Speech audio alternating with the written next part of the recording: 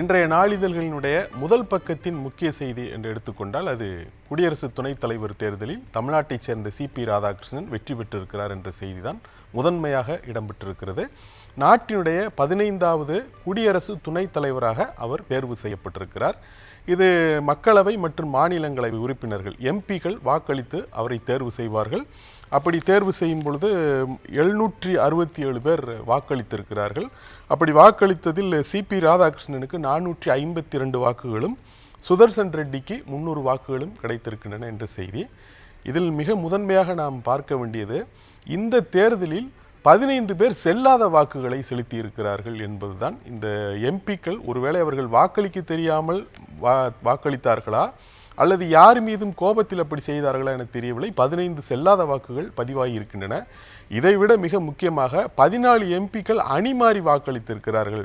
அதாவது எதிர்க்கட்சி கூட்டணியை சேர்ந்த ஒரு 14 எம்பிக்கள் சிபி ராதாகிருஷ்ணனுக்கு ஆதரவாக வாக்களித்திருக்கிறார்கள் என்கிற அந்த செய்தியும் இடம்பெற்றிருக்கிறது. இது நமக்கு இந்திய ஜனநாயகத்தினுடைய நிலையை தோலுரித்து காட்டுவதாக இருக்கிறது. இந்த துணை ஜனாதிபதி தேர்தலை பொறுத்தவரையில் தமிழ்நாட்டிலிருந்து தேர்வு செய்யப்படக்கூடிய 3வது நபராக சிபி ராதாகிருஷ்ணன் இருக்கிறார். ஏற்கனவே சர்வப்பள்ளி ராதாகிருஷ்ணன் துணை ஜனாதிபதியாக இருந்திருக்கிறார். அதே போல ஆர் வெங்கட்ராமன் அவரும் துணை ஜனாதிபதியாக இருந்திருக்கிறார். இந்த இருவருமே பின்னர் நாட்டினுடைய குடியரசுத் தலைவர்களாகவும் இருந்தவர்கள். எனவே தற்பொழுது துணை ஜனாதிபதியாக குடியரசு துணைத் தலைவராக தேர்வு செய்யப்பட்டிருக்கிற சிபி ராதாகிருஷ்ணனும் ஒருவேளை அந்த குடியரசுத் தலைவர் பதவியை அலங்கரிப்பாரா என்பதை நமக்கு காலம்தான் சொல்ல வேண்டும்.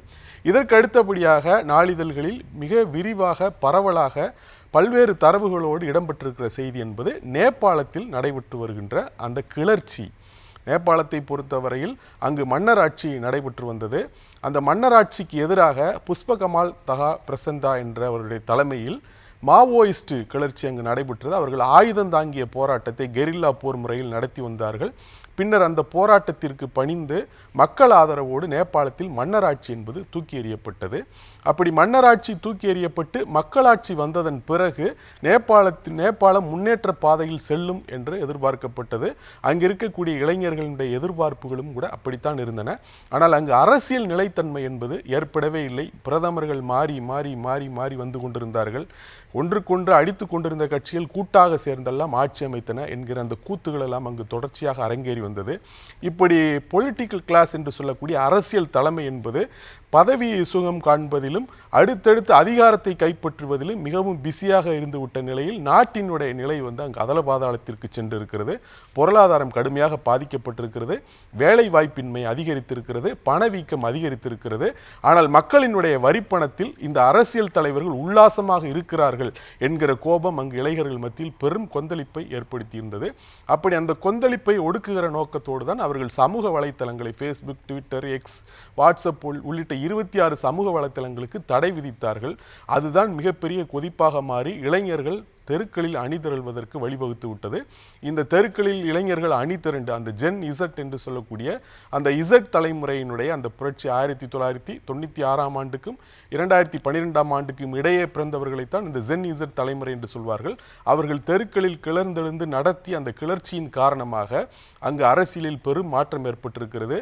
ஏற்கனவே பல்வேறு அமைச்சர்கள் ராஜினாமா செய்தார்கள். நேபாள பிரதமரும் ராஜினாமா செய்திருக்கிறார். அது மட்டுமல்ல, அங்கு சிங்க தர்பார் என்றதை சொல்வார்கள். அங்கு நாடாளுமன்றம் அங்குதான் அமைந்திருக்கிறது. அதே போல அரசினுடைய தலைமைச் செயலகம் அங்குதான் அமைந்திருக்கிறது. அவையெல்லாம் தீ வைத்து கொளுத்தப்பட்டிருக்கிறது. நாட்டினுடைய உச்சநீதிமன்றத்திற்கு தீ வைக்கப்பட்டிருக்கிறது. முன்னாள் பிரதமர்களும் கூட இதற்கு தப்பவில்லை. புஷ்பகமால் தகால் அந்த பிரசண்டா என்று சொல்லக்கூடிய அவர் உட்பட எல்லோருடைய வீடுகளுக்கும் தீ வைக்கப்பட்டிருக்கிறது. ஒரு முன்னாள் பிரதமருடைய மனைவி இந்த தாக்குதலில் உயிரிழந்திருக்கிறார் என்ற செய்திகள் எல்லாம் வெளியாகி இருக்கிறது. ஒரு வழியாக அந்த நேபாள பிரதமர் ராஜினாமாவை தொடர்ந்து அங்கு ஒரு அமைதி திரும்புமா, அந்த கிளர்ந்தெழுந்திருக்கக்கூடிய இளைஞர்கள் பேச்சுவார்த்தைக்கு திரும்ப என்பதெல்லாம் நாம் அடுத்தடுத்த கட்டங்களில் தான் பார்க்க வேண்டும். ஆனால் இந்த நேபாளத்தை பொறுத்தவரையில் மன்னராட்சி தூக்கி எறியப்பட்டது என்பது அங்கு நிலப்பிரபுத்துவ முடியாட்சிக்கு ஒரு முடிவு கட்டப்பட்டதனுடைய பொருளாகத்தான் அது இருந்தது. ஒரு வகையில் அந்த பிரசண்டா தலைமையில் மாவோயிஸ்ட் கிளர்ச்சியாளர்கள் நடத்தியது ஒரு முதலாளித்துவ புரட்சியாகத்தான் பார்க்கப்பட்டது. எனவே நேபாளம் தொடர்ச்சியாக அந்த முதலாளித்துவ பாதையிலாவது வளர்ச்சியை சந்திக்கும் என்று எதிர்பார்த்தார்கள். ஆனால் அங்கு இருக்கக்கூடிய அரசியல் தலைமையோ அந்த பதவி சுகம் காண்பதிலும் அதிகாரத்தை கைப்பற்றுவதிலும் பிஸியாக இருந்து விட்டதன் காரணமாக நாட்டினுடைய நிலை அதல பாதாள நேபாளத்திற்கு சென்று விட்டது. எனவேதான் நாம் ஏற்கனவே இலங்கையிலும் வங்கதேசத்திலும் பார்த்த அதே காட்சிகள் தற்போது நேபாளத்திலும் அரங்கேறி இருக்கின்றன என்பதுதான். இதை தவிர்த்து விட்டு நாம் அரசியல் அரங்கில் அதிர்வலைகள் என்று பார்க்கும் பொழுது அது பெரும்பாலும் தமிழ்நாடு குறித்த செய்தியாகத்தான் இடம்பெற்றிருக்கிறது. இதை அரசியல் அரங்கில் அதிர்வலைகள் என்று சொல்வதை விட அதிமுகவில் அதிர்வலைகள் என்று நாம் சொல்லலாம். காரணம், செங்கோட்டையன் ஹரித்துவார் சென்று ராமரை தரிசித்து விட்டு வரப்போவதாக சொல்லி சென்றார். ஆனால் அவர் டெல்லி சென்று அமித்ஷாவையும் நிர்மலா சீதாராமனையும் தரிசித்து விட்டு திரும்பியிருக்கிறார். திரும்பிய கையோடு அவர் செய்தியாளர்களுக்கு பேட்டியும் அளித்திருக்கிறார். அதில் அதிமுகவை ஒற்றுமைப்படுத்துவது, இயக்கத்தை வலிமைப்படுத்துவது தொடர்பாக அங்கு டெல்லியில் பாஜக தலைவர்களோடு அவர் பேசியதாக சொல்லியிருக்கிறார். இது அதிமுக தொண்டர்கள் மத்தியிலும் பல்வேறு பட்டத்திலான நிர்வாகிகள் மத்தியிலும் கூட அது கேள்விகளை எழுப்பி இருக்கிறது. எடப்பாடி பழனிசாமி அதிமுக பொதுச் செயலாளராக இருக்கக்கூடிய நிலையில் கட்சியினுடைய பொறுப்புகளில் இருந்து நீக்கப்பட்ட ஒருவரை எப்படி கூட்டணி கட்சியில் இருக்கக்கூடிய அந்த பாஜகவினர் சந்திக்கிறார்கள்?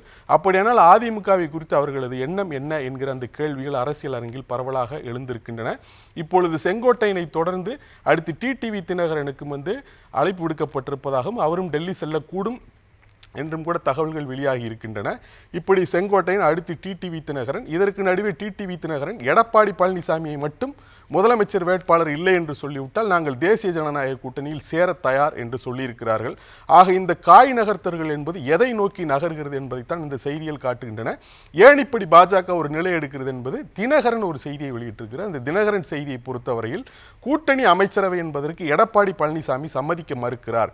அப்படி சம்மதிக்க மறுப்பதன் காரணமாகத்தான் அதிமுக கட்சி பாஜக உடைக்க முயற்சி செய்கிறது என்று தினகரன் நாளிதழில் எழுதியிருக்கிறார்கள்.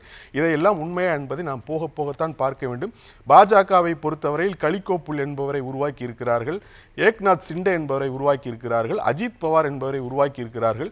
இவர்கள் எல்லாம் வெவ்வேறு மாநிலங்கள் அல்லது வெவ்வேறு கட்சிகளில் இருந்து உருவாக்கப்பட்டவர்கள் தான். ஆனால் தமிழகத்தை பொறுத்தவரையில் அதிமுகவில் கலிகோப்புல் உருவாக்கப்பட்டிருக்கிறார், ஏக்நாத் சிண்டே உருவாக்கப்பட்டிருக்கிறார், அஜித் பவார் உருவாக்கப்பட்டிருக்கிறார் என்கிற அந்த விமர்சனங்களுக்கும் இந்த செய்தி வழிவகுத்திருக்கிறது.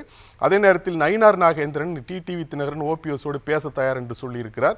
ஓபிஎஸ் ஏன் எனது எண் நயினார் நாகேந்திரனும் இல்லையா, இருந்தால் அவரே பேசட்டுமே என்பது போல அவர் பதில் சொல்லியிருக்கிறார். இதற்கு நடுவே நயினார் நாகேந்திரனும் டெல்லி செல்ல இருப்பதாக தகவல் வெளியாகின்றன.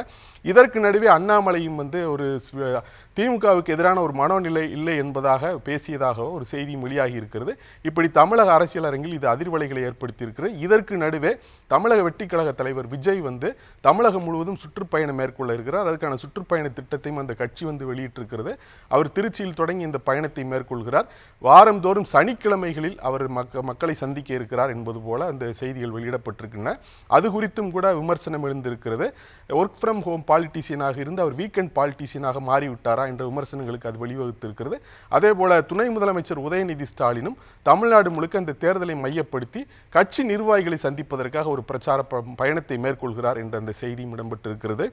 இதை தவிர்த்து விட்டு புவிசார் அரசியல் நகர்வுகள் என்று நாம் பார்க்கும் பொழுது கத்தார் தலைநகர் தோஹாவில் இஸ்ரேல் நடத்திய தாக்குதல் என்பது முக்கியமானதாக பார்க்கப்படுகிறது. இது பொதுவாக இந்த சாலைகளில் நாம் தெருக்களில் போக்கிரிகளை பார்த்திருப்போம். அந்த போக்கிரிகள் எந்த வரைமுறைக்கும் ஒழுங்குக்கும் கட்டுப்படாமல் யாரிடம் வேணுமானால் வம்பிழுப்பார்கள், ஆபாசமாக பேசுவார்கள், அடிப்பார்கள், உதைப்பார்கள், கேள்வி கேட்க போனால் அவர்களையும் உதைப்பார்கள்.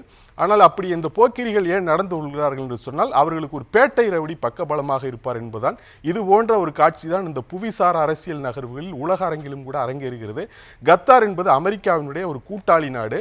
அமெரிக்காவினுடைய படைத்தளம் கட்டாரில் இருக்கிறது. நூற்றுக்கணக்கான அமெரிக்க வீரர்கள் அங்கு நிறுத்தப்பட்டிருக்கிறார்கள். அந்த நாடு அமெரிக்கா முன்வைத்த அந்த போர் நிறுத்தம் குறித்து விவாதிப்பதற்காக இங்கு ஹமாஸ் தலைவர்கள் சென்றிருக்கிறார்கள். அப்படிப்பட்ட ஒரு நாட்டின் மீது இஸ்ரேல் தாக்குதல் நடத்தி இருக்கிறது. அதில் 6 பேர் கொல்லப்பட்டிருக்கிறார்கள் என்ற செய்தி தான். இது இப்படி எந்த சர்வதேச விதிகளுக்கும் கட்டுப்படாமல் இஸ்ரேல் எப்படி இப்படி நடந்து கொள்கிறது, இதற்கு எந்த பேட்டை ரவுடி ஆதரவாக இருக்கிறார் என்பதெல்லாம் நமக்கு தெரிந்த செய்தி தான். கண்ணில் பட்டதில் கவனம் ஈர்த்த செய்திகள் என்று பார்க்கும் பொழுது இந்த டிஎஸ்பி கைது நடவடிக்கை தொடர்பாக அந்த மாவட்ட நீதிபதி பிறப்பித்த உத்தரவு சர்ச்சைகள் பெற்றிருக்கிறது. அந்த நீதிபதியை பொறுத்தவரையில் அவர் தனிப்பட்ட பகை காரணமாக அவருடைய முன்னாள் பாதுகாப்பு அதிகாரி ஒரு போலீஸ்காரன் மீது இருந்த பகை காரணமாகத்தான் இப்படி டிஎஸ்பி மீது ஒரு கைது நடவடிக்கை எடுத்திருக்கிறார் என்ற அந்த புகார் சென்று அது உயர்நீதிமன்றம் விசாரித்திருக்கிறது. அந்த விசாரணையின் முடிவில் ஹைகோர்ட்டினுடைய விஜிலன்ஸ் பதிவாளர் அது குறித்து விசாரணை நடத்த உத்தரவிடப்பட்டிருக்கிறது. அந்த டிஎஸ்பி கைது என்கிற அந்த உத்தரவும் ரத்து செய்யப்பட்டிருக்கிறது. இதே போல தங்கம் விலை அது 81,000 ரூபாயை தாண்டி இருக்கிறது. இந்த தங்கம் விலை உயர்ந்திருப்பதும் கூட ஒரு பெரிய செய்தியாக மாறி இருக்கிறது. காரணம், இன்றைக்கு முதலீட்டு சாதனமாக தங்கம் தான் சிறந்த சாதனமாக இருக்கிறது என்பதால் முதலீட்டாளர்கள் தங்கத்தை நாடுகிறார்கள். அதே நேரத்தில் அமெரிக்க மத்திய வங்கி அந்த வட்டி விகிதத்தை குறைக்கக்கூடும். இந்த இரு காரணங்கள் காரணமாகத்தான் தங்கத்தினுடைய விலை உயர்ந்திருக்கிறது என்றும் நாளிதழ்களில் இடம்பெற்றிருக்கிறது. ஃபரிதா.